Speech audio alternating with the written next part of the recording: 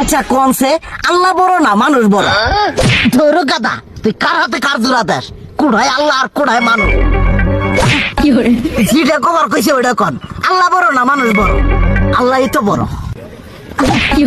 আল্লাহ বড়, তাহলে আল্লাহর কথা না হইনা মানুষের কথা শুনেন কে? কি কইতাছস? কি আর আল্লাহর কথা মানে না মানুষের কথা মানে? হ্যাঁ, কি আর মানুষের কথা শুনেন তাই না? আমনে যে ওই দিনকে ডায়াবেটিসের রোগ নিয়ে যে হাসপাতালে গেলেন, ডাক্তার আপনার কত কিছু খাবার না করলো, সব কিছু না খাই এখন চলতেছেন।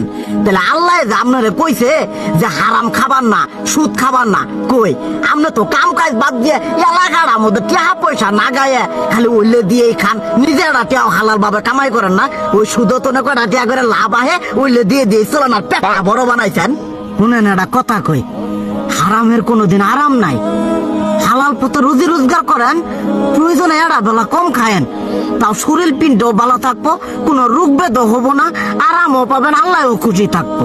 তুই আমার এইভাবে বুঝাবি আগে কইলি না কে? আসলে এই বিষয়টা তো আমি কখনো মাথায় এইভাবে নেই যে আমাদের কখনো ডাক্তার নিষেধ করলে ঠিকই আমরা নিষেধ মানি, কিন্তু উপর আল্লাহ যে কত কিছু নিষেধ করে দিয়ে সেটা মানি না।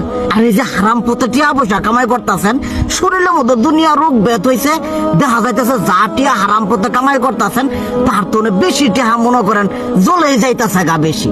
আজকের পর থেকে আমি আর এই হারাম সুদ খামো না, আমি হালাল পথে চলবো, হালাল টাকা পয়সা ইনকাম করবো। এতে করে যদি একবেলা কমও খাইতে হয় তবুও খামো, তবু আমি আর এই হারাম পথে চলবো না। আচ্ছা ঠিক আছে।